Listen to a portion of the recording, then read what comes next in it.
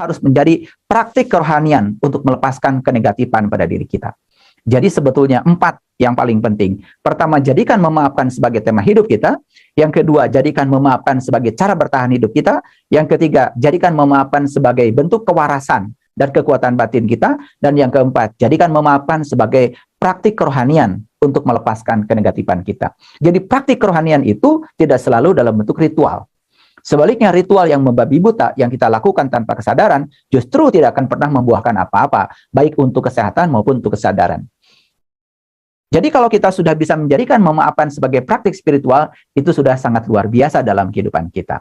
Tanpa memaafkan, para sahabatku, ya, pikiran akan dikaburkan oleh kebencian, pikiran akan dikaburkan oleh kepahitan, pikiran akan dikaburkan oleh kebingungan. Jadi memaafkan tidak sama dengan memberi alasan. Memaafkan tidak sama dengan memaklumi. Memaafkan, ya, menerima tindakan atau perilaku yang tidak bisa dimaafkan. Jadi bukan berarti, ya, memaafkan itu menerima tindakan atau perilaku yang tidak bisa dimaafkan. Bukan berarti begitu.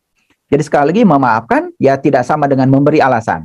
Memaafkan tidak sama dengan memaklumi. Memaafkan tidak sama dengan menerima tindakan atau perilaku yang tidak bisa dimaafkan. Memaafkan juga bukan melupakan. Hati-hati. Memaafkan juga bukan kelemahan. Memaafkan ya bukan berarti kita tidak membela dan tidak berjuang untuk kebenaran. Dan memaafkan juga bukan berarti kita tidak menghukum yang salah. Dan memaafkan ya bukan sesuatu yang apatis. Memaafkan itu pada dasarnya adalah menempatkan semua yang saya sebutkan tadi sedemikian rupa sehingga kita dapat menjaga kewarasan dan kekuatan batin kita untuk mengembangkan rasa kesejahteraan dalam diri kita. Jadi sesungguhnya memaafkan itu adalah mengolah ya semua hal yang disebut tidak enak dalam hidup, tempatkan sedemikian rupa sehingga kita tetap mengalami kewarasan, mengalami kekuatan batin untuk mengembangkan rasa kesejahteraan dalam diri kita. Nah, dengan demikian, maka kita akan bisa melanjutkan hidup dengan kekuatan yang diperbaharui dalam diri kita. Jadi kita sebetulnya perlu melakukan proses pembaruan, sehingga kita memiliki satu kekuatan baru untuk melanjutkan kehidupan kita. Jadi oleh karena itu, maka memaafkan adalah mengalami penerimaan yang lebih besar terhadap apa yang ada, dan mengembangkan kemampuan untuk melanjutkan hidup. Nah, orang yang sudah di dimensi ini dalam kehidupannya, itulah orang yang sudah jatuh cinta pada dirinya sendiri. Tidak mungkin merugikan dirinya sendiri. Tidak mungkin menyakiti dirinya sendiri. Maka dia akan terus saja melanjutkan kehidupan. Para sahabatku, ya, kebencian, kedukaan, dan pikiran yang membalas dendam, itulah yang suka menghentikan hidup. Jadi ada orang yang tidak terasa memelihara kebencian, kedukaan, dan pikiran yang membalas dendam, itu menghentikan hidup. Karena apa? Karena kebencian, kedukaan, pikiran yang membalas dendam itu pada akhirnya akan merontokkan fisik kita.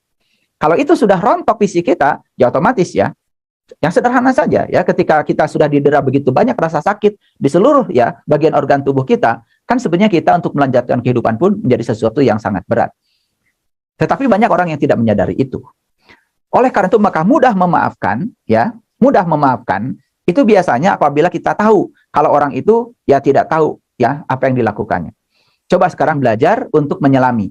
Ya, kenapa kita sulit untuk memaafkan orang? Biasanya karena kita tidak mau tahu ya tentang orang itu.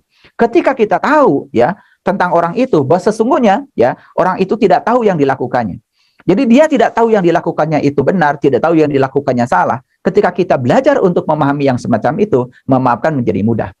Jadi oleh karena itu para sahabatku, belajarlah dari orang yang telah mengubah rasa sakit menjadi memaafkan. Di semesta ini banyak sekali orang yang telah berhasil ya mengubah rasa sakit menjadi maafkan, dan itu akan menjadi teladan kita. Kalau kita sharing dan belajar kepada mereka, maka kita akan menemukan ya satu alasan yang cukup ya untuk kita mudah memaafkan. Oleh karena itu maka memaafkan menjadi alat praktis yang dapat dibuat ya. Jadi memaafkan itu adalah alat yang sangat praktis yang dapat kita buat ya kalau kita bisa membuatnya. Yang kedua, ya argumen terkuatnya untuk memaafkan adalah untuk kepentingan terbaik kita sendiri. Menyembuhkan dari rasa sakit yang besar, itulah kuncinya memaafkan. Dan memaafkan lebih hebat dari belajar olahraga, memaafkan lebih hebat dari mengumpulkan prestasi, karena sesungguhnya memaafkan adalah untuk kesehatan. Jadi banyak sekali ya, orang sudah olahraga, makan sehat, tetapi di dalam dirinya masih ada pergumulan dengan energi negatif, lalu menjadi sakit. Sakit dari mana? Sakit bukan karena tidak olahraga. Karena olahraga tidak akan cukup ya untuk bisa memberikan kekuatan pada dirinya. Karena di dalam dirinya masih ada energi negatif yang bertumpuk yang tidak bisa dikalahkan oleh endorfin yang dihasilkan dalam sebuah kegiatan olahraga, yaitu yang bernama maafkan. Jadi jangan heran kalau ada orang, kok sakit-sakitan padahal olahraganya rajin. Kok sakit-sakitan padahal sesungguhnya makanannya sudah sehat. Karena di dalam dirinya belum cukup untuk bisa memaafkan. Nah, karena belum cukup bisa memaafkan, apa yang terjadi? Sulit ya untuk bisa jatuh cinta pada diri sendiri. Para sahabat ya, mungkin dalam hidup itu ada sesuatu yang terjadi, ada kesalahan yang dilakukan, mungkin juga ada kekecewaan. Ya, maka ketika kita mengalami sesuatu yang terjadi, kesalahan yang dilakukan, kemudian ada rasa kecewa, pasti kebencian akan menyelinap ke dalam hati kita. Karena sebagai manusia, siapapun kita pasti akan mengalami perasaan itu. Jujur ya termasuk juga saya. Perasaan itu akan dialami oleh semua orang. Ya, tetapi yang paling penting adalah pahami bahwa sebagian takdir dari manusia itu adalah mengalami kebencian. Sebagian takdir dari manusia adalah mengalami kekecewaan. Sebagian besar takdir dari manusia adalah mengalami rasa sakit. Ya, tidak bisa menghindari 100%. Oleh karena itu, maka pahamilah bahwa ketika orang mengecewakan kita, kita pun bisa melakukan tindakan yang sama pada orang. Betul nggak? Ketika orang melakukan kekecewaan pada kita, sesungguhnya pahami oleh kita dan sadari, kita pun bisa melakukan tindakan yang sama kepada orang lain. Oleh karena itu, maka akuilah, kita sebagai manusia mungkin saja akan melakukan hal itu secara bersama-sama. Jadi ulangi lagi ya, kita sebagai manusia mungkin saja akan melakukan hal itu secara bersama-sama. Kan sebetulnya kita ini ya berjamaah melakukan itu secara bersama-sama. Kalau itu disadari, ya sudah ya, kita akan mudah. Karena siapa tahu ketika orang melakukan sesuatu pada kita di saat yang berbeda, mungkin kita pun melakukan tindakan yang sama pada orang. Jadi karena kita memahami, kita pun bisa melakukan itu secara bersama-sama, maka ya kita menjadi sangat mudah untuk memaafkan. Ya, kenapa saya sulit memaafkan orang kepada saya? Siapa tahu di saat yang berbeda, kita pun akan melakukan tindakan yang sama kepada orang lain. Oleh itu maka ya memaafkan menjadi sangat mudah. Nah, ini adalah kunci-kunci untuk jatuh cinta pada diri sendiri. Karena ya tema hidup, kalau tema hidup sudah memaafkan, cara untuk bertahan hidup dimulai dari memaafkan, itu sudah sangat keren sekali. Jadi memaafkan menjadi mudah dengan menyadari bahwa kita semua adalah manusia. Ulangi lagi, memaafkan akan menjadi mudah dengan menyadari bahwa kita semua adalah manusia. Jadi sesungguhnya lihatlah sisi kemanusiaannya. Ketika kita melihat sisi kemanusiaannya dan kita mengakui ya bahwa sesungguhnya ya setiap manusia itu punya cacat sendiri ya, dan sebagai bentuk kesempurnaannya, maka kita akan mudah melanjutkan kehidupan. Jadi tidak ada manusia yang sempurna karena setiap manusia punya cacat tersendiri, dan cacat yang ada pada sisi kemanusiaannya manusia, justru disitulah kesempurnaannya manusia. Jadi oleh karena itu maka kuncinya sederhana. Akuilah bahwa kita adalah mereka. Akuilah bahwa kita adalah mereka. Akuilah bahwa kamu adalah saya, dan saya adalah kamu. Dan kita bisa melakukan hal yang sama secara bersama-sama. Oleh karena itu, ketika kita menyadari bahwa kita pun mungkin akan melakukan tindakan yang sama seperti itu pada orang lain, maka memaafkan menjadi sangat mudah. Para sahabatku yang dirahmati Allah, jadi ada 3 tingkatan memaafkan. Yang pertama, ya secara sadar, memaafkan diri sendiri. Ya, maafkan diri kita dari kesalahan yang dilakukan. Maafkan diri kita dari kekeliruan yang dilakukan. Maafkan diri kita dari keputusan yang keliru yang mungkin pernah kita lahirkan. Maafkan diri kita karena kita tidak sempurna menjadi manusia. Jadi ketika kita menyadari bahwa sesungguhnya kita sebagai manusia tidak ada yang sempurna, maka kita pun memiliki kemampuan untuk memaafkan diri kita sendiri. Lalu yang kedua adalah memaafkan orang lain.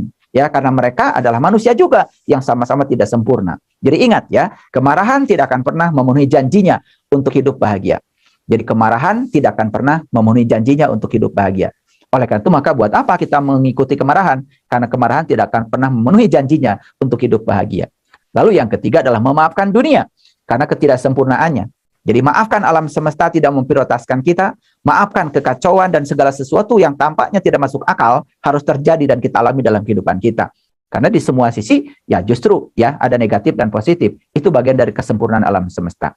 Jadi para sahabatku yang dirahmati oleh Allah, untuk orang-orang yang ingin jatuh cinta pada diri sendiri, marilah kita berlatih dari sekarang untuk belajar memaafkan. Memaafkan pada diri sendiri, memaafkan pada orang lain, memaafkan alam semesta, dan ketika kita sudah berhasil untuk belajar memaafkan, maka kita akan melihat ya diri kita penuh dengan ketenangan, penuh dengan kedamaian, penuh dengan kebahagiaan, dan kita akan semakin dalam mencintai diri kita sendiri.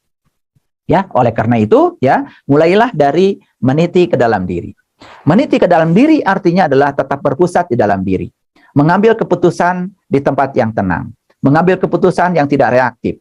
Selalu mengembangkan sikap yang cepat tanggap dan responsif. Kalau kita ya sayang pada diri kita sendiri. Jadi para sahabatku, luar biasa ya kehidupan ini. Kalau kita syukuri, ya luar biasa. Dan ketika kita bisa menerima seluruh dalam kehidupan ini apa adanya, dan segala kebutuhan tentang hidup sesungguhnya sudah ada pada diri kita sendiri, cuman karena kita sering dikacaukan oleh pikiran diri kita sendiri, ya karena kita sering mengidentifikasi diri kita sendiri sebagai pikiran, lalu kita sering terjebak sebagai diri palsu kita, itulah yang akan ya mengacaukan ya kehidupan kita. Oleh karena itu maka ya meniti ke dalam diri adalah sebuah seni kesabaran, ya. Meniti ke dalam diri itu adalah seni kesabaran. Jadi saya berulang kali mengatakan bahwa sebetulnya kesabaran itu bukan menunggu, ya. Karena dalam kesabaran tidak ada kecemasan. Dalam kesabaran tidak ada frustrasi. Dan kesabaran itu menerima apa adanya. Beda dengan menunggu. Menunggu itu ada kecemasan. Menunggu itu ada ketidaksabaran. Karena menunggu itu sesungguhnya menginginkan perubahan. Jadi sering ada kalimat, ya, sering ada kalimat begini. Kalau kamu menunggu, yang sabar ya. Itu kalimat yang rancu. Karena menunggu dengan sabar itu dua kata yang berbeda. Dalam menunggu itu ada keinginan untuk perubahan. Dalam menunggu kita ingin hal-hal menjadi berbeda. Dalam menunggu ada kecemasan. Dalam menunggu ada ketidaksabaran. Sedangkan sabar itu sendiri di dalamnya tidak ada kecemasan, tidak ada rasa frustrasi, menerima apa adanya. Bagaimana kita bisa sabar ketika dalam sebuah antrian? Terimalah antrian itu apa adanya. Dan biarkan secara alami antrian itu berjalan tanpa kita merasa ada sesuatu yang harus berubah di situ. Itulah yang disebut dengan kesabaran. Jadi kesabaran tidak sama dengan menunggu.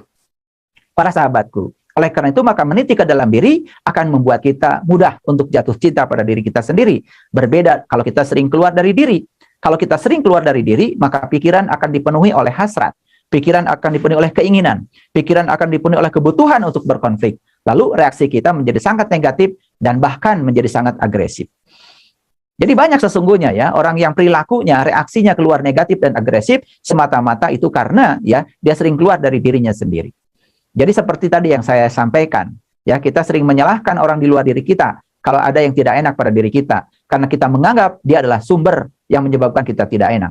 Padahal sebetulnya kalau ditilik lebih dalam lagi, yang menyebabkan ya ketidakenakan pada diri kita sebetulnya adalah keinginan-keinginan kita, ekspektasi kita yang terlalu berlebihan terhadap situasi yang kita ingin. Lalu kita mendapatkan situasi yang berbeda dengan yang kita dapatkan. Nah, oleh karena itu maka kalau kita sudah berhasil meniti ke dalam diri, maka kualitas kesabaran kita akan berkembang. Sehingga kita akan tetap tenang. Nah, ketenangan itu akan mencegah perilaku yang negatif. Para sahabatku, ya tidak ada ya yang paling hebat yang bisa mencegah perilaku dan reaksi negatif dalam hidup kecuali ketenangan. Dan ketenangan hanya dimiliki oleh orang-orang yang sudah selesai dengan dirinya sendiri. Dan ketenangan itu akan menjadi kunci ya untuk ya mencintai diri kita sendiri. Orang-orang yang kualitas kesabarannya sudah bagus, maka tidak akan mudah kehilangan arah. Tidak kehilangan kesabaran, selalu memiliki kemampuan untuk menerima segala hal apa adanya, mengambil keputusan yang bijaksana. Karena saya bilang tadi segala keputusan yang diambil di tempat panas, apalagi dalam kemarahan, pasti akan berakhir dengan rasa malu. Dan yang paling penting, kualitas kesabaran akan memupuk kita pada konsep kehadiran. Kehadiran adalah kualitas untuk berada di sini, saat ini, sekarang.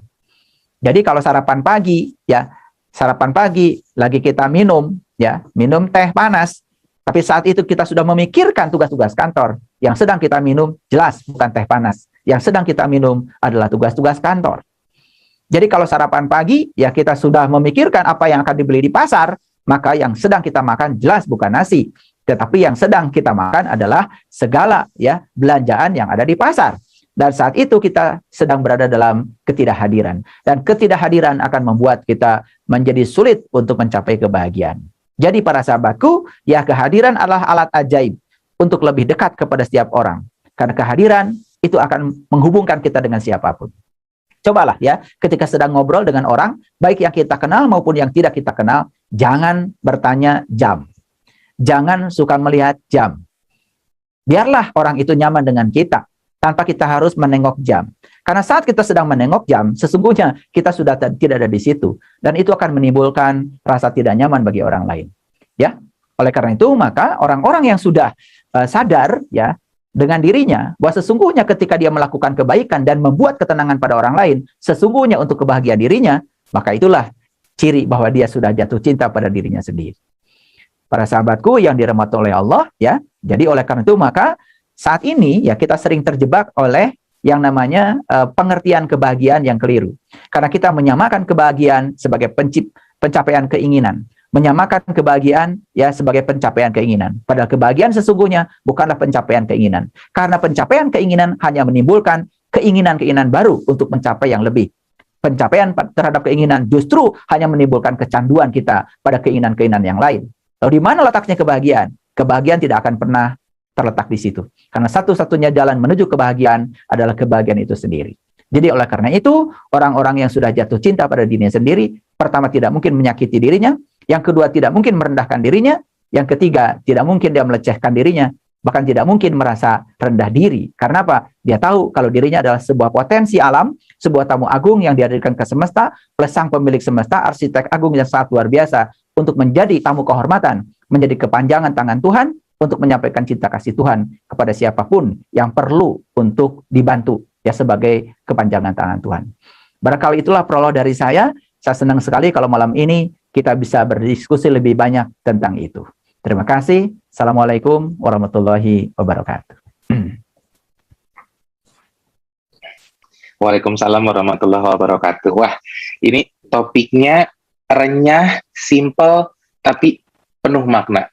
Sehingga kita yang dengar ini kayaknya langsung penuh introspeksi, terutama yang bawa acara saya sendiri. Jadi saya senang banget Ayah. Ini materinya memang betul-betul apa bahasanya ya, mudah dicerna dan tentunya mudah dipraktekkan, diimplementasikan dalam kehidupan kita ke depan. Dan balik lagi karena memang betul kata Ayah, salah satu bentuk kita mencintai diri kita adalah memaafkan orang lain. Dan kayaknya banyak orang yang atau para sahabat banyak yang nggak sadar nih, ternyata mencintai diri sendiri itu semudah yang Ayah sampaikan. Walaupun dalam praktiknya bisa jadi ada apa ya, ada pergulatan batin dalam diri sendiri. Cuma saya yakin para sahabat begitu mendengarkan materi ini, begitu menjalankan salah satu kata yang Ayah bilang, memaafkan sebagai bagian dari mencintai diri sendiri, rasanya ini jadi hal mudah untuk bisa kita lakukan. Dan pada malam hari ini saya juga yakin para sahabat sudah ada yang ingin bertanya. Kemudian sudah juga banyak yang hadir dari Sukoharjo, dari Solo, kemudian lagi dari Bandung, dari Pasuruan. Banyak banget Ayah yang sudah hadir pada malam hari ini. Dan kita menunggu pertanyaan-pertanyaan dari para sahabat mengenai topik mencintai diri sendiri ini. Atau jangan-jangan belum mencintai diri sendiri nih. Kalau saya sih sudah terbukti dari bentuk muka dan wajah yang terus membesar. Gitu.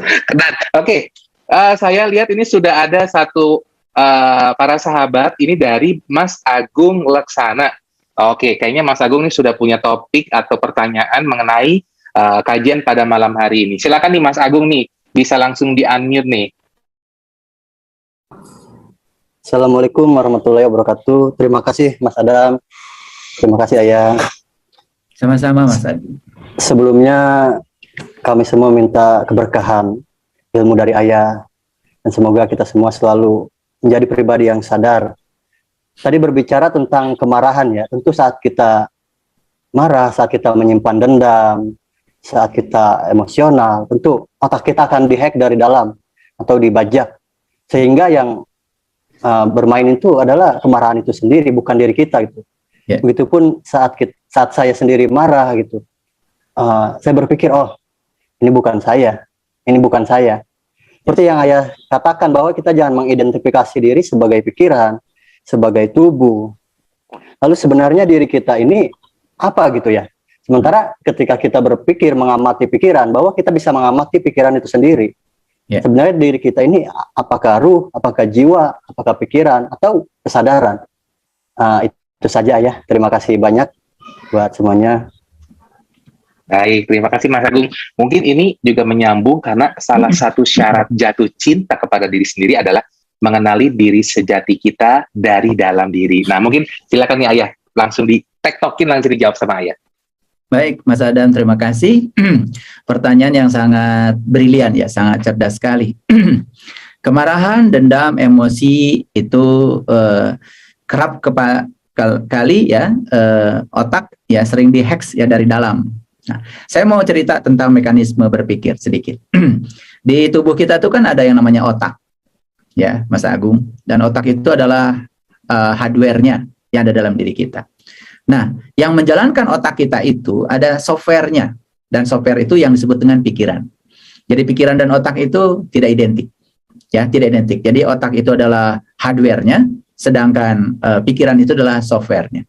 Kita kan punya HP, ya, HP itu baru hardware-nya. Supaya HP ini optimal, maka kemudian diinstal ya berbagai aplikasi, lalu aplikasi itu adalah software-nya. Dengan software itu kemudian ya si hardware ini menjadi optimal. Nah, sekarang pertanyaannya, lalu pikiran itu siapa? Pikiran itu siapa? Jadi sebetulnya pikiran itu energi ya. Energi ya yang berasal dari jiwa. Energi yang berasal dari jiwa. Makanya ya jiwa itu berbeda dengan ruh.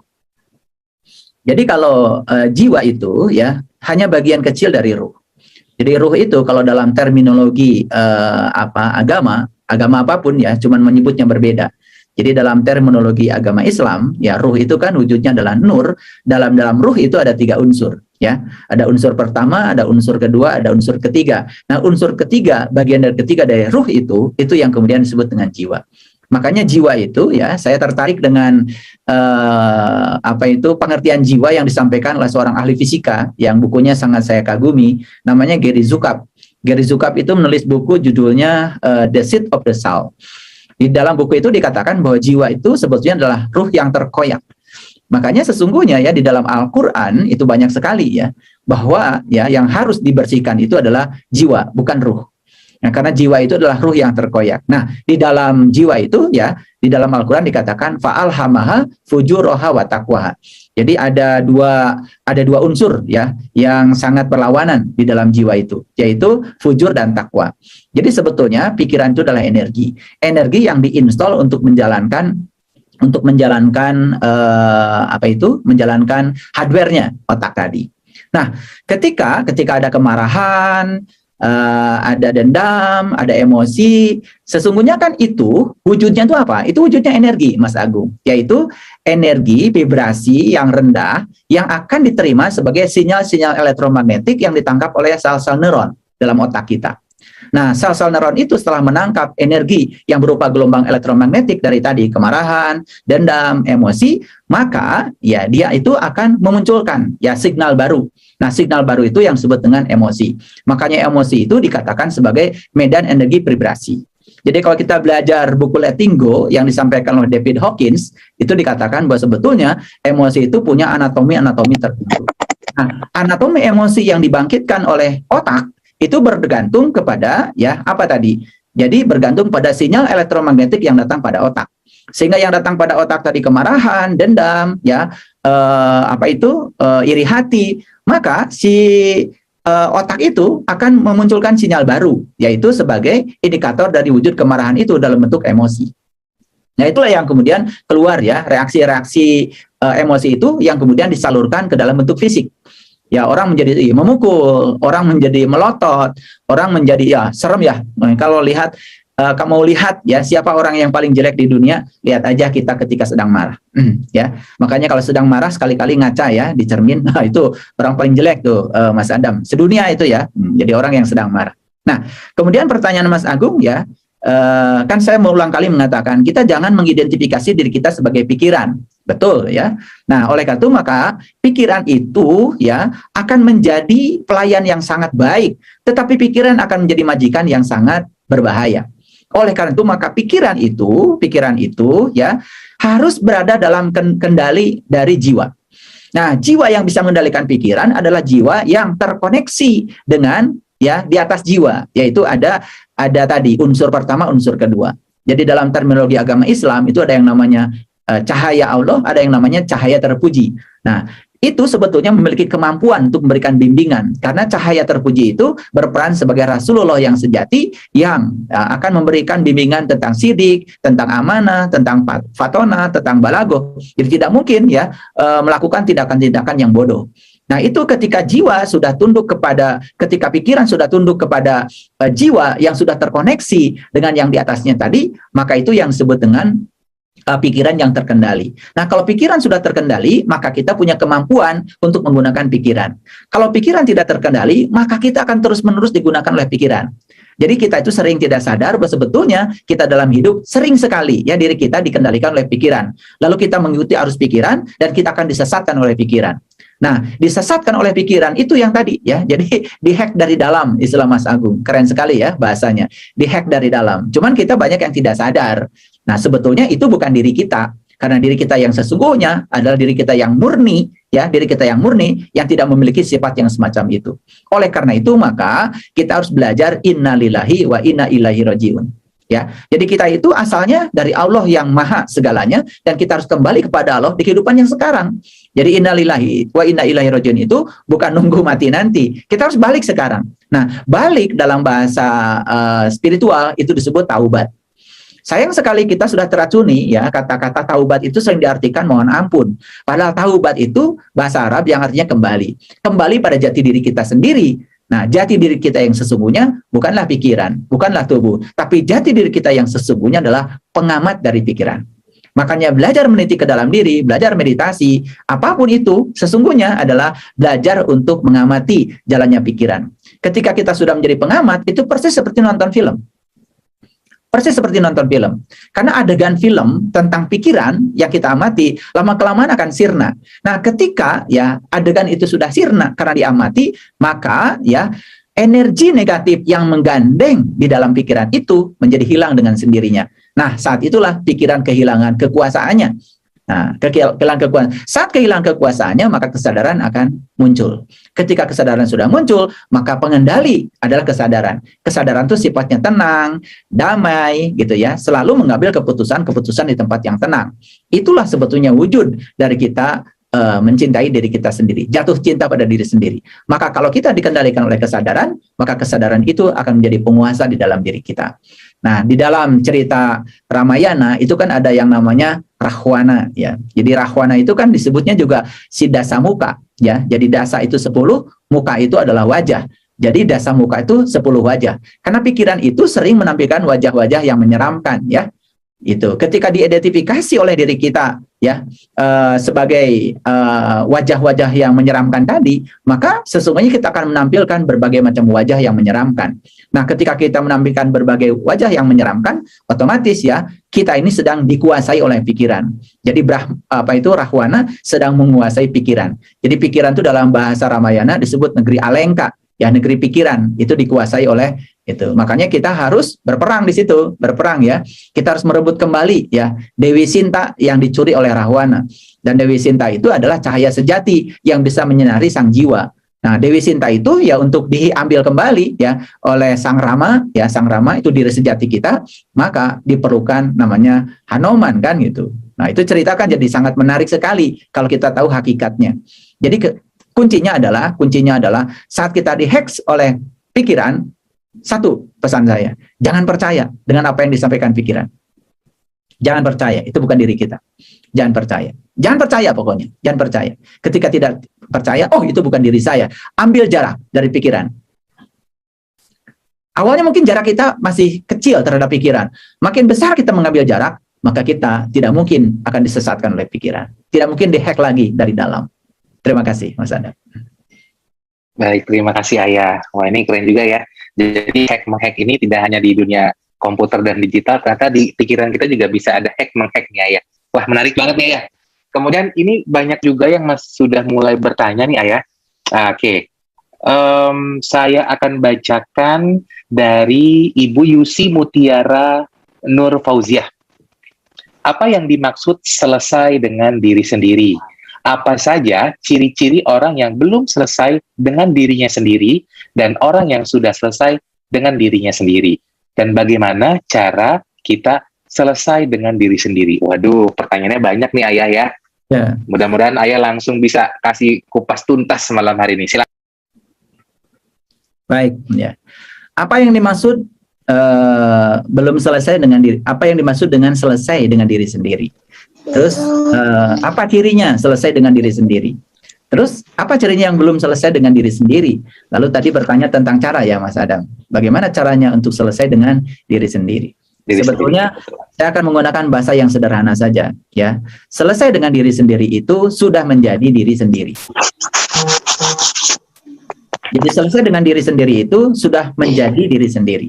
Jadi yang disebut dengan diri sendiri, awas ya, bukan pikiran, bukan tubuh, tapi diri sendiri yang murni adalah ya jiwa kita.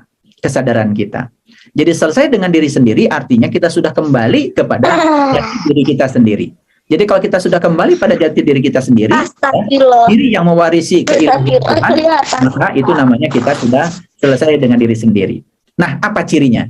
Ciri orang yang sudah selesai dengan dirinya sendiri itu gampang ya, tidak mudah tersinggung dengan hal-hal yang sepele, tidak pernah menyesali keadaan, ya, tidak pernah memikirkan hari esok yang tidak pernah melakukan perbuatan yang sia-sia, yang tidak mungkin bisa diubah, tidak pernah hidup dengan perbandingan, tidak pernah menganggur, ya, selalu energetik dalam kehidupannya, ya.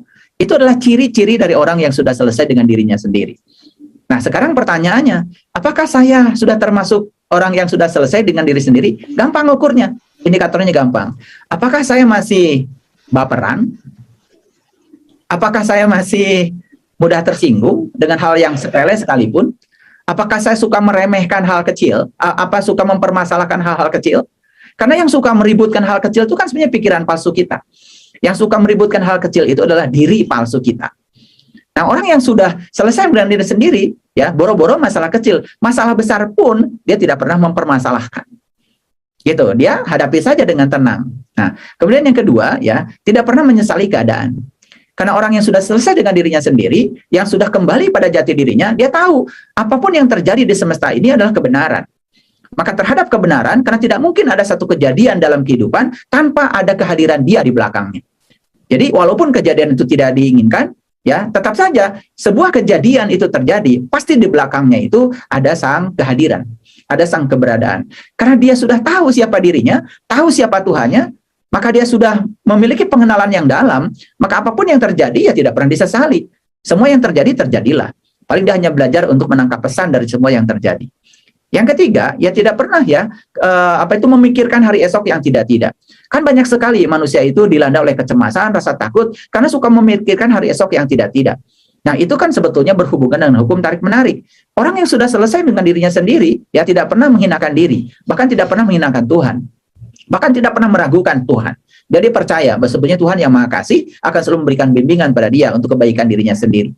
Tidak pernah hidup dengan pembanding, tidak pernah iri hati, ya, tidak pernah juga menganggur, ya, tidak pernah menganggur. Karena bagi orang yang sudah selesai dengan dirinya sendiri, dia tahu peran dia dalam kehidupan untuk menjadi kepanjangan Tuhan, menyampaikan cinta kasih Tuhan di dalam kehidupan ini. Maka tidak mungkin dia buang-buang waktu hanya untuk ya menganggur atau melakukan hal yang tidak berguna.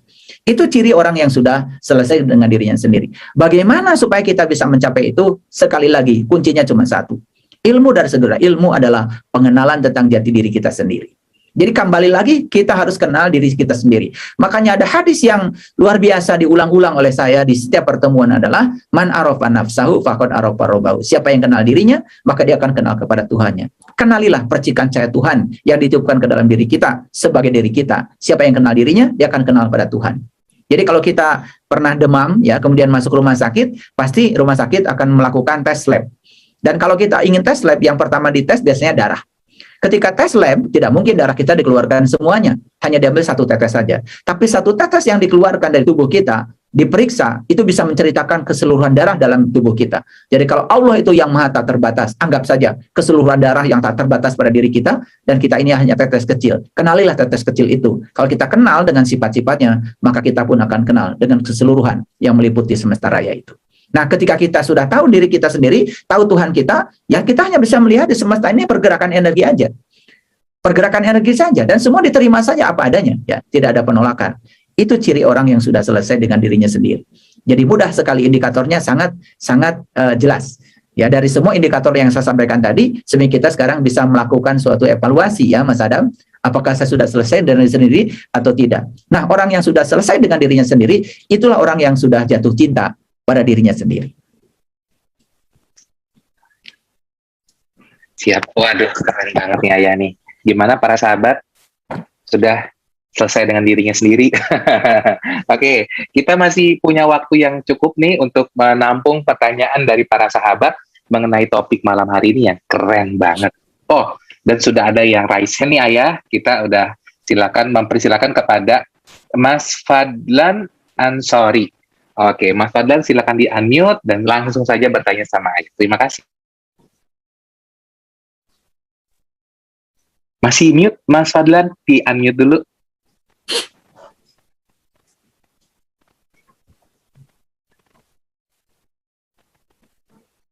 Oke.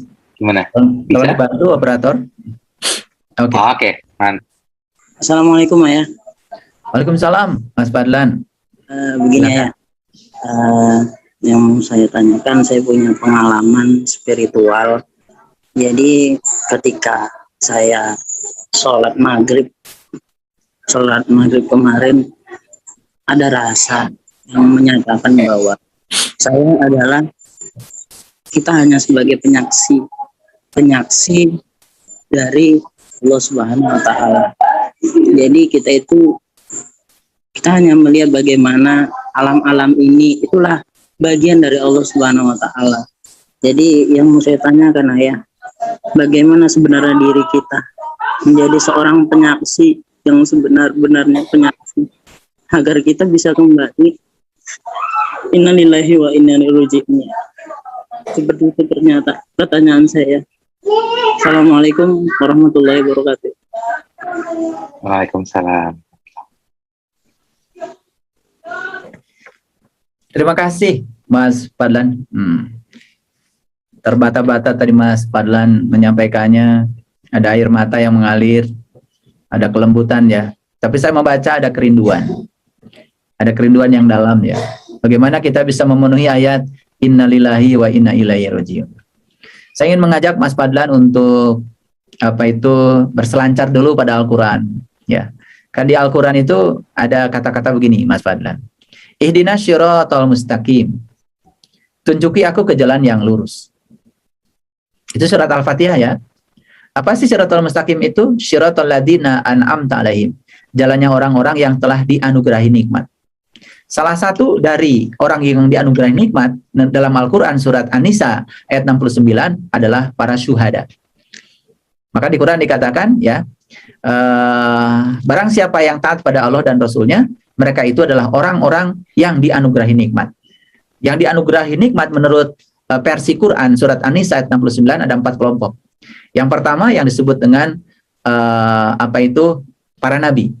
Yang kedua adalah para siddiqin. Yang ketiga para syuhada, dan yang keempat adalah para solihin. Nah, salah satunya adalah para syuhada. Siapa syuhada itu? Nah, mohon maaf, kita sering mengartikan syuhada itu selalu saja orang yang berperang, ya, orang yang mati ketika sedang berperang. Padahal syuhada sendiri artinya kan para penyaksi. Makanya, ya, kita harus mati syahid. Nah, mati syahid itu mati dalam keadaan bersaksi. Nah, mati dalam keadaan bersaksi, gimana caranya? Mati tetapi bersaksi. Nah, itulah sebetulnya yang disebut dengan ya oleh leluhur kita di tanah Jawa ini ya belajar mati selagi hidup. Nah, belajar mati selagi hidup itu intinya adalah ya belajar untuk bersaksi dalam keadaan mati. Jadi mati yang dimaksud di sini adalah ya heningnya pikiran. Karena saat pikiran itu dalam keadaan hening, ya, maka suara kebenaran itu akan jelas. Suara kebenaran dari kesadaran itu akan jelas. Karena sebetulnya suara kebenaran itu selalu hidup pada setiap orang. Cuman sering dibisingkan oleh kebisingan dari pikiran kita sendiri.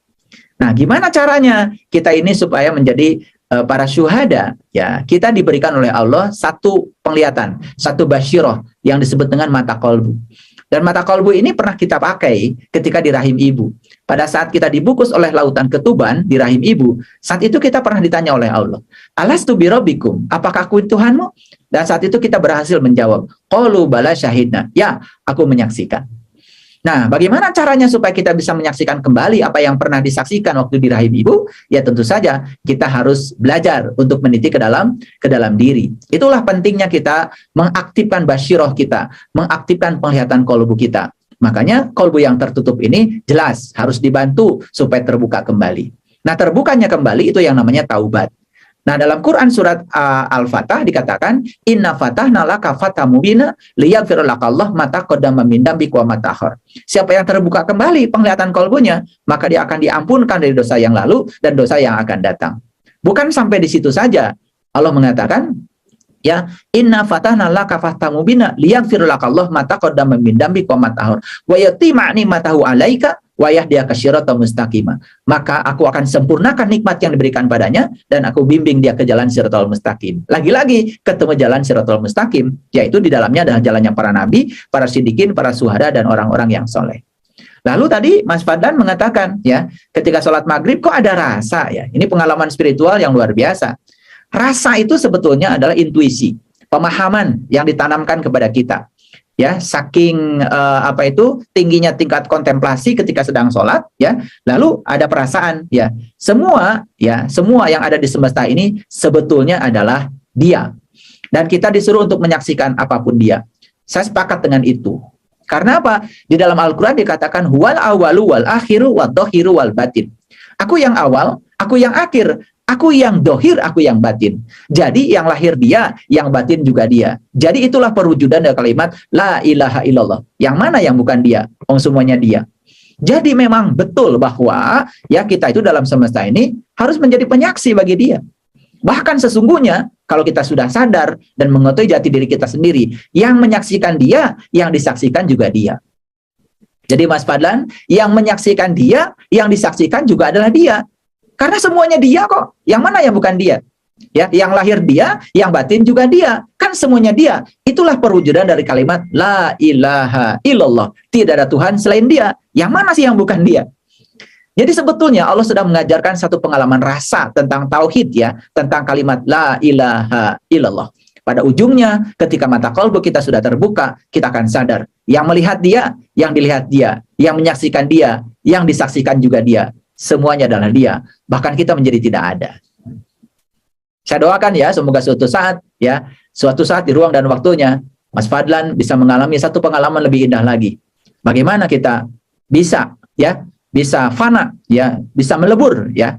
Kalau bahasa Qur'annya bisa tidur, bisa jatuh pingsan seperti Nabi Musa. Jatuh pingsan itu artinya tidak ingat lagi tentang diri kita. Karena yang kita ingat cuma satu, kesadaran tertinggi kita. Itulah yang disebut dengan Sidratil Muntaha. Makanya Nabi Muhammad, dia bertemu Tuhan di puncak kesadarannya, bukan di suatu tempat. Karena Tuhan tidak menempati ruang dan waktu. Tidak terkonsepsi oleh konsep ruang. Jadi kalau ingin bertemu Tuhan harus menuju pada suatu tempat tertentu, itu keliru. Karena Allah sudah meliputi semesta raya, meliputi langit dan bumi. Bahkan Allah mengatakan, aku bersamamu, lebih dekat kepadamu daripada urat nadi lehermu. Maka kemanapun kamu memalingkan wajah, kau akan mendapati aku. Walillahil masyriqi wal maghrib, fa'aina matuwallu, fasama wajhullah. Aku meliputi timur dan barat, dan kemanapun engkau memalingkan wajah, di situ akan mendapati aku. Saya hanya menyampaikan selamat untuk Mas Fadlan, atas berkah semesta yang diberikan lewat sholat maghrib itu. Semoga ini menjadi petunjuk awal untuk meniti ke dalam diri lebih dalam lagi Mas Fadlan, untuk tahu siapa jati diri kita yang sebenarnya. Terima kasih. Alhamdulillah, insya Allah ya. Terima kasih Mas Fadlan. Insya Allah apa yang Ayah sampaikan dapat bermanfaat dan menambah pengalaman baru untuk Mas Fadlan. Oke, kita ada satu pertanyaan lagi nih Ayah dari Ibu Lilis Subang. Oh, sepertinya orang Subang ya. Dan sepertinya pertanyaan ini juga akan mewakili para sahabat yang pasti pernah mengalami ini. Pertanyaannya seperti ini. Ayah mau bertanya, bagaimana cara kita mengendalikan pikiran yang suka loncat sana loncat sini ketika sholat ataupun ketika bermeditasi? Silakan Ayah. Ya. Ya, memang pikiran itu Ibu Lilis seperti monyet ya. Pikiran itu seperti kelinci. Ya, itu perlu latihan ya, supaya lompatannya tidak terlalu tinggi, supaya amplitudonya tidak terlalu tinggi. Gimana caranya? Latihan yang paling dasar adalah belajar menyadari pikiran. Setelah itu belajar memfokuskan pikiran pada nafas. Ya, belajar menyadari nafas maksud saya. Setelah itu kemudian belajar memfokuskan pikiran pada nafas. Kalau mau dilatih sekarang juga gampang ya. Jadi ya, pejamkan mata, duduk yang tegak, ya, kemudian tutup mulutnya, rileks saja. Kemudian sadari nafas. Setelah menyadari nafas, keluar masuknya, kemudian mulailah pikiran itu difokuskan pada ujung batang hidung, tempat keluar masuknya nafas. Nah, ketika pikiran itu difokuskan pada ujung batang hidung, tempat keluarnya masuknya nafas, maka dengan sendirinya, pikiran itu punya mainan baru. Karena pikiran itu seperti anak kecil ya, Mas Adam.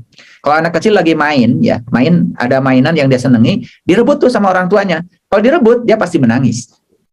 Pikiran seperti itu. Maka pikiran itu kalau mau dialihkan, itu hati-hati ya. Dialihkan dari satu keperhatian berikutnya harus ada mainan baru. Nah, mainan baru yang sangat indah dan luar biasa yang bisa kita lakukan, yang dekat dengan diri kita adalah napas kita. Jadi ketika pikiran itu difokuskan pada ujung batang hidung, tempat keluar masuknya napas, maka pikiran itu akan diam, akan istirahat. Dia tidak akan loncat-loncat seperti kelinci. Nah, makanya meditasi itu sebetulnya ya bukan diam saja, tetapi yang paling utama yang harus dilatih adalah memfokuskan pikiran kepada nafas. Maka ketika sedang sholat nih, mau sholat nih, ya memang saya tidak bisa mengajarkan semuanya di sini, karena kan ini masih kajian umum. Ya, kalau ingin lebih dalam lagi harus masuk di kajian khusus. Nah, yang paling dasar untuk kajian umum begini, ya. Kalau kita mau sholat nih, sebelum takbir, sebelum apa-apa, coba saat berdiri itu hadir dulu kita itu. Hadir di situ saat itu ya, kemudian sadari sang keberadaan pada diri. Terutama napas kita. Karena sesungguhnya wakil dari Allah dalam diri kita adalah kehadiran napas kita. Karena kehadiran napas kita membuat kita bisa melihat, kehadiran napas kita membuat kita bisa mendengar, kehadiran napas kita membuat kita bisa berpikir, kehadiran napas membuat kita bisa merasa, kehadiran napas itu bisa membuat sensasi tubuh kita begitu bergairah. Jadi oleh karena itu maka sebelum apa-apa, cobalah berdiri itu sambil menyadari nafas. Tenang dulu. Sadari kehadirannya. Karena wakil Allah dalam diri kita itu adalah nafas kita. Nafas itu luar biasa, sang hidup pada diri kita, jantung kehidupan semesta pada diri kita. Nah, setelah kita sadar, sesadar-sadarnya hadir di situ sepenuhnya ya dengan kehadiran, merasakan sang keberadaan, baru mulailah takbir ya. Nah, kalau sudah belajar sholat dengan olah napas, lebih keren lagi ya. Jadi setiap gerakan sholat itu sebetulnya ada olah napasnya. Jadi waktu gerakan naik itu napas ditarik, waktu gerakan turun napas dilepaskan. Gerakan naik napas ditarik, gerakan turun napas dilepaskan. Sehingga kita tidak pernah lepas dari napas. Tetapi batin kita tetap saja ya, kita bisa berkomunikasi lewat bacaan-bacaan sholat kita, dan itu sebetulnya meditasi yang sangat agung, meditasi yang sangat luar biasa. Jadi sholat adalah meditasi yang sangat keren bagi orang yang tahu. Oleh itu maka harus berlatih, dan tidak mungkin saya ngasih pelatihan di tempat ini ya, harus ada kajian khusus untuk orang-orang yang khusus ya. Saya silakan kalau mau belajar, saya sangat terbuka untuk membimbing itu. Terima kasih. Baik, terima kasih Ayah. Dan untuk untuk yang tadi bertanya mengenai kelas khusus, di akhir sesi nanti saya akan memberikan informasi bagaimana sih cara para sahabat ikut di kelas khusus seperti yang Ayah tadi cerita. Seperti itu. Ayah, kalau saya boleh, ini ada satu pertanyaan terakhir. Setelah ini kita akan menutup sesi malam hari ini. Dan ini pertanyaan khusus dari pemerhati kita di kanal YouTube. Pertanyaannya dari Bapak Rosid. Bapak atau Ibu, mudah-mudahan saya kalau salah mohon maaf. Bapak Rosid dari Bekasi. Pertanyaannya, bagaimana menurut Ayah Guru tentang akhirat yang banyak diceritakan? Apakah itu nyata atau tidak? Mohon penjelasannya. Terima kasih.